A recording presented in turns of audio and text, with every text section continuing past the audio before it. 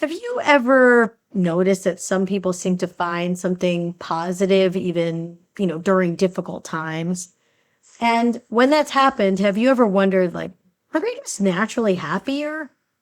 Do they have easier life than me? Are they just ignoring reality? Or is something else happening there? Because here's what many people misunderstand about gratitude or about positivity. Gratitude is not about pretending everything is wonderful. Gratitude is not denying your struggles. It's not toxic positivity.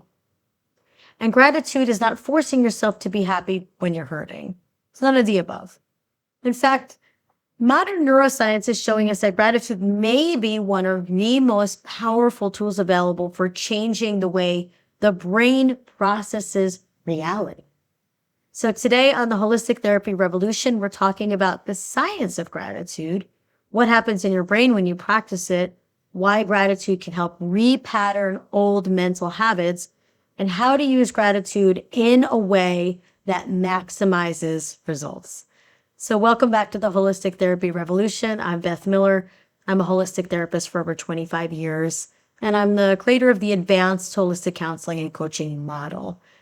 I do certify people in that combination of taking the most effective tools from psychotherapy and pairing them with the most modern holistic modalities together.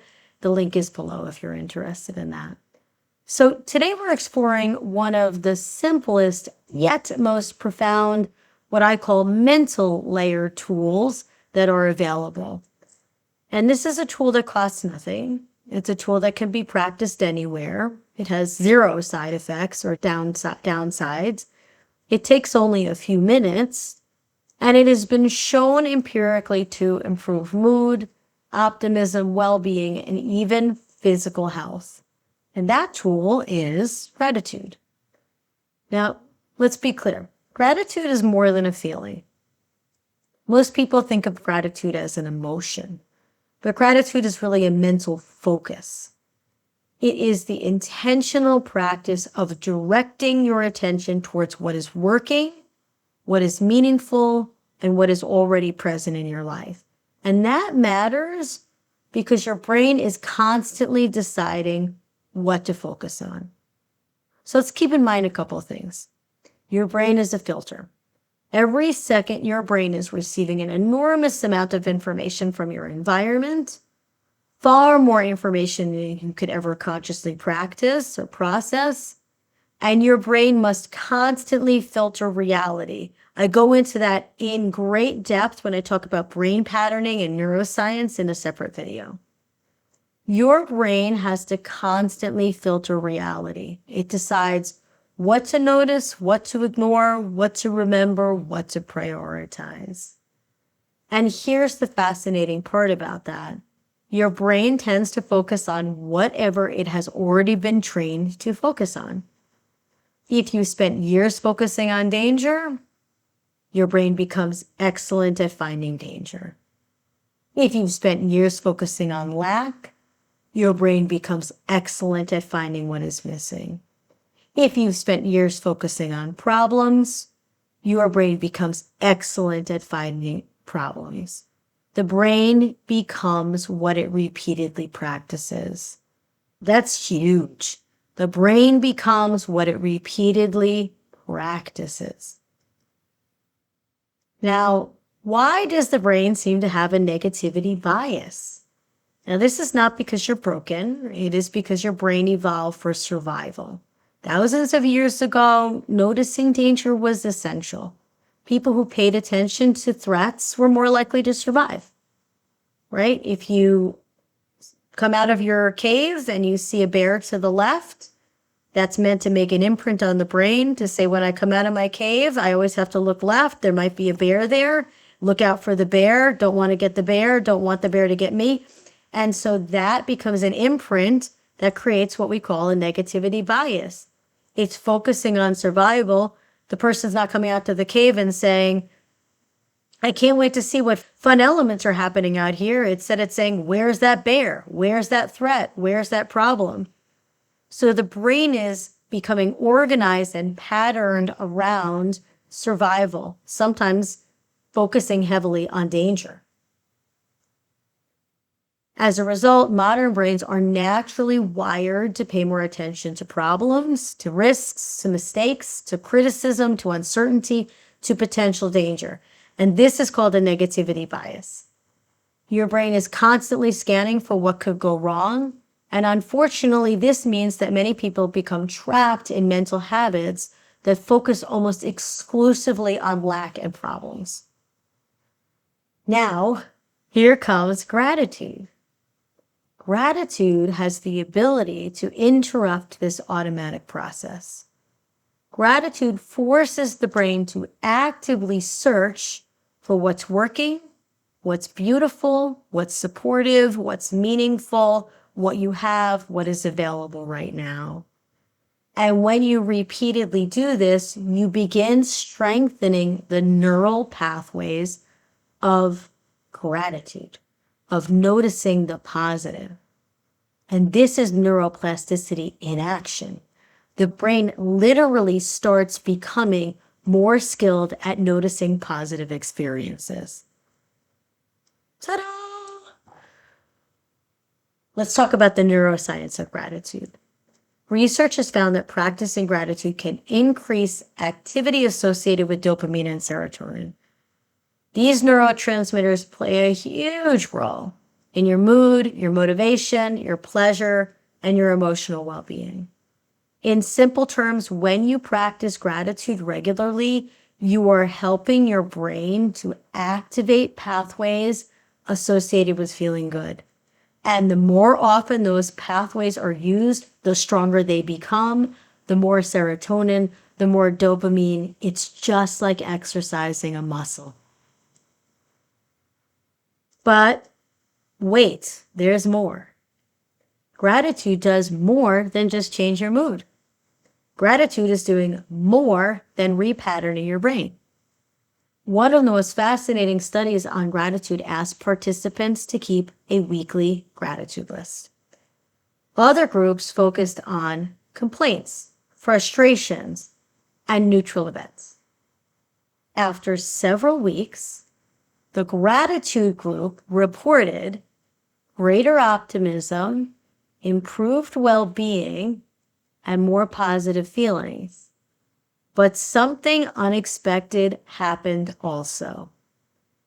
They also exercised more, reported better health, and visited physicians less frequently. Let's just pause on it, right? Holy cannoli! One group practices a gratitude list every day. One group focused on complaints, frustrations, and neutral events, okay? After several weeks, what we think is probably going to happen happens. The gratitude group reports better optimism, better well-being, more positive feelings. But the unexpected piece is that they exercised more, had better health, and visited physicians less frequently. So a simple shift in mental focus began influencing behavior and physical well-being. That is a holistic tool at its best. Look at how it is multitasking for the system. Look at what gratitude is doing for every layer of the being. It's not just changing thoughts or creating a positive mood. Now, the most powerful gratitude practice may surprise you. And this is why we love science, because science really looks at the data behind things.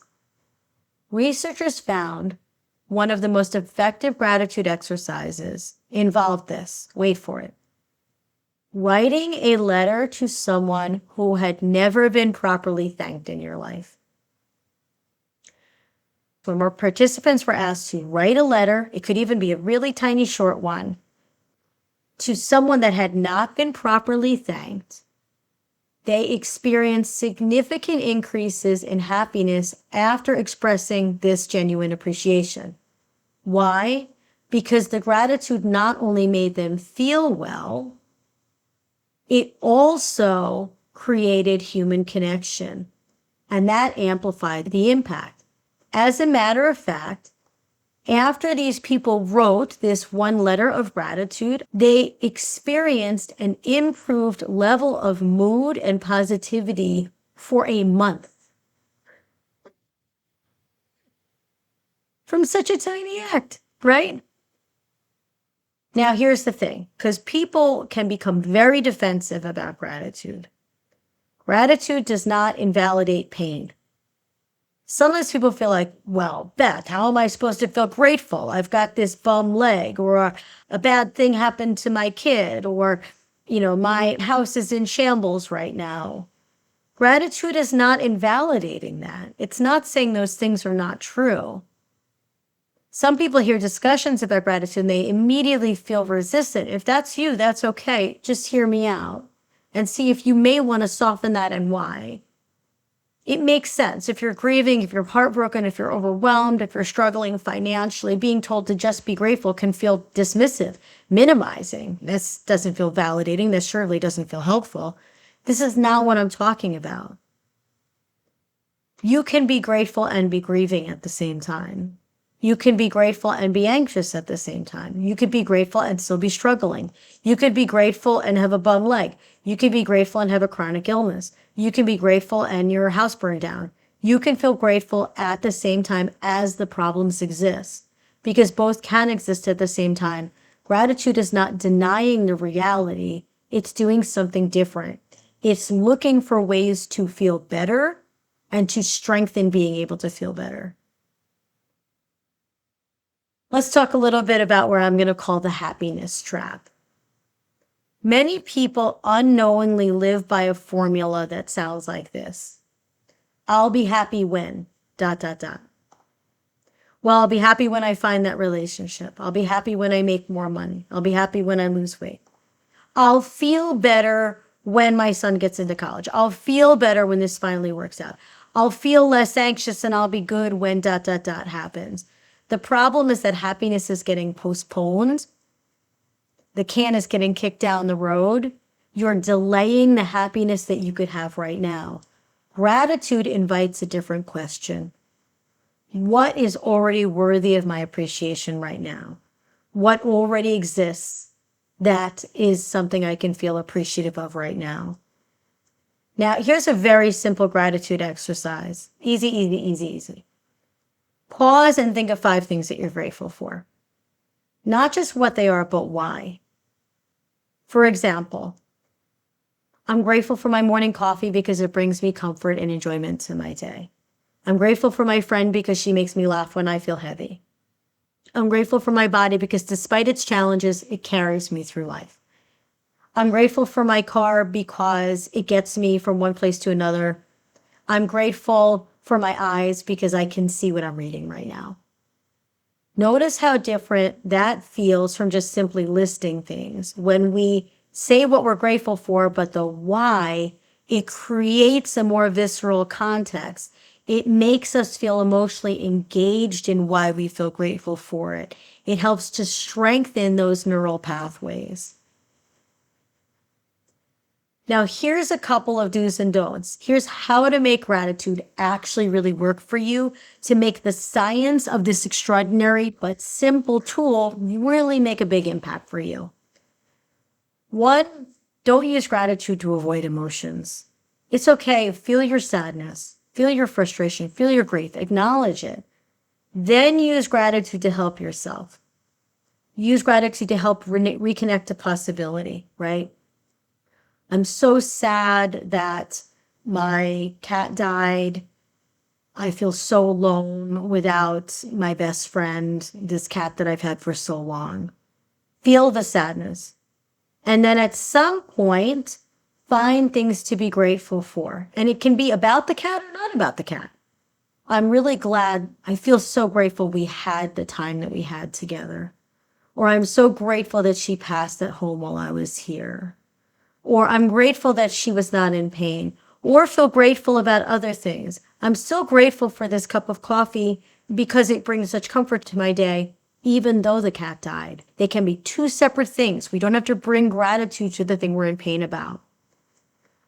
The second is to include big and small things for what we feel grateful for. Some days your list might be like, I'm grateful for my family because they bailed me out of that problem. I'm grateful to my career because it gives me a place to go every day. I'm grateful to my heart because it beats every day without me having to do a darn thing to make it happen. Other days it might be tiny things. I'm grateful for hot coffee. I'm grateful for water. I'm grateful for a comfortable bed. I'm grateful for a beautiful sunset. Frankly, I'm grateful for so many things that if they were missing, I would notice it, but usually I take them for granted. Having gratitude for both the big things and the little things is a really nice way of keeping your list kind of fresh and also recognizing both. The explaining why you're grateful, the why, is really helpful because it makes more of an emotional impact, which then creates even more serotonin and dopamine, but also strengthens those neural patterns. So you may want to do the why. I'm grateful for this because. And then there's practicing consistently. If you can practice more frequently, if you can do this every day. I remember asking one man who was having a lot of negativity in his life that on his ride to work in the car to do what I call a rampage of appreciation. Just go off about everything you feel grateful for. I'm grateful for this song because I've always loved it. I'm grateful that there's no traffic today. I'm grateful that I'm 5 minutes from the office. I'm grateful for that funny joke that my coworker told yesterday. I'm grateful for that work ends at 3 today instead of 5. I'm grateful that we're having meatloaf tonight. Go on a rampage of appreciation of all the things you feel grateful for.